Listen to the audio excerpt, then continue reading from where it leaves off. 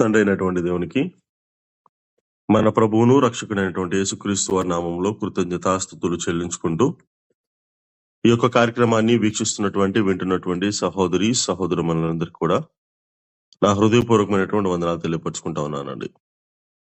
ఈ రోజు మనం చాలా ముఖ్యమైనటువంటి ఒక ప్రశ్న ఏంటంటే, యేసుక్రీస్తు ప్రభుల వారు మెషయ ఎందుకు నేరుగా చెప్పకుండా ఉపమానాలు చెప్తా, ఉపమానాల రూపంలో, కథల రూపంలో దేవుని రాజ్యాన్ని ప్రకటించాడు, ఎందుకు ప్రకటించారు అనే విషయం చాలా మందికి ఒక ప్రశ్నలా ఉంటుంది. ఈ ప్రశ్న క్రీస్తు వారిని అపోస్తులు కూడా అడిగారు. ఎందుకు అని గనక మనం ఆలోచన చేయగలిగితే గ్రంథం నుంచి, దేవుని రాజ్యము ఎక్కడో ఉన్నది కాదు, మన మధ్యనే ఉన్నది అని ఆయన చెబుతూ మత్స్యకారులకి, రైతులకి, సామాన్య ప్రజలకి సైతం అర్థమయ్యే రీతిలో దేవుని యొక్క రాజ్యాన్ని ప్రకటించారు యేసుక్రీస్తు ప్రభులు వారు. దానికి అనుగుణంగానే క్రీస్తు ప్రభులు వారు అనేకమైనటువంటి కథలు, ఉపమానాలు రూపంలో ఆయన యొక్క సందేశాన్ని వివరించేవారు. ఎందుకు ఈ కథల రూపంలో అని కనుక ఆలోచన చేయగలిగితే, హృదయం సిద్ధంగా ఉన్న వారికి అది కథ కాదు, ఉపమాన రీతిగా ఉన్నటువంటి సర్వసత్యం అని తెలుస్తుంది. కానీ గర్వ హృదయానికి, చంచలమైనటువంటి హృదయానికి అది కేవలం ఒక ఉపమానం కింద, కథగా మాత్రమే వినబడుతుంది.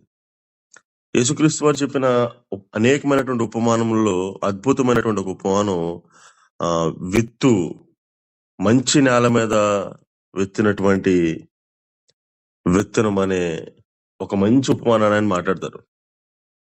ఒకటి మార్గపు నేల మీద, అంటే వాక్యం వినిపిస్తుంది కానీ అక్కడ నిలవదు. రాతి నేల పైన ఆనందంగా స్వీకరిస్తారు కానీ లోతు లేకపోవడం వల్ల అది కూడా నిలవదు.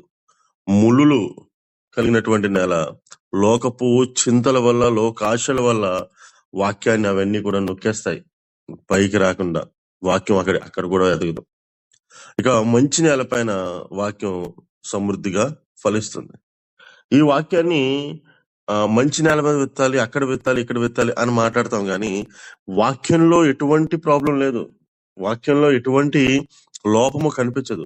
కానీ లోపం వల్ల ఎక్కడ కనిపిస్తుంది అంటే, ఎక్కడ విత్తుతావు అది మార్పు చెందుతుందా లేదా, పరిణామం చెందుతుందా లేదా, అది మారుతుందా లేదా అనేది ఖచ్చితంగా తెలుసుకోవాలి. క్రీస్తు ప్రభుల వారు ఈ మనిషి హృదయాన్ని వివరిస్తూ, మనిషి హృదయాన్ని ఎలా పెట్టుకోవాలి, లోకాశల వైపు తిప్పకుండా, త్వరగా ఆకర్షితులై వెంటనే వదిలిపెట్టకుండా, మంచి ఫలితాన్ని ఇచ్చే విధంగా వాక్యాన్ని నీ హృదయంలో ఫలింపజేసుకోవాలనే గంభీరమైనటువంటి ప్రసంగాన్ని చాలా తేలికగా ఒక సామాన్య రైతుకు సైతం అర్థమయ్యే విధంగా ఆయన మాట్లాడతారు. అందుకని ఆయన ఉపమాన రీతిగా మాట్లాడవలసినటువంటి అవసరం వచ్చింది.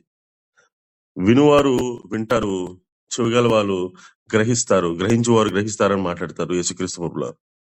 అంటే వినేవారు అనేక మంది వింటున్నారు, కానీ గ్రహించేవారు, గర్వ హృదయం కలిగిన వారు గ్రహించరు. సామాన్య హృదయం కలిగిన వారు, విశాల హృదయం కలిగిన వారు ఖచ్చితంగా ఆయన చెప్పే ఉపమానం వెనుకున్నటువంటి సందేశాన్ని గ్రహిస్తారు. ఎంత గంభీరమైనటువంటి ప్రసంగం చూడండి.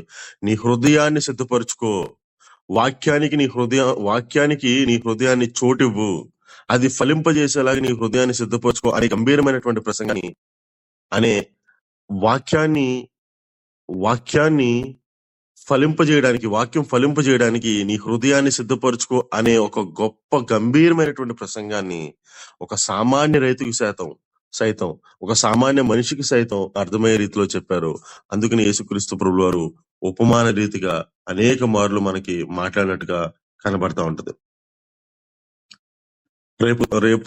రేపటి దినమున ఆయన మాట్లాడినటువంటి అనేక ఉపమానాలని వన్ డేలోనే, రేపు ఒకటే వీడియోలో అన్ని ఉపమానాల గురించి మాట్లాడుకునే ప్రయత్నం చేద్దాము.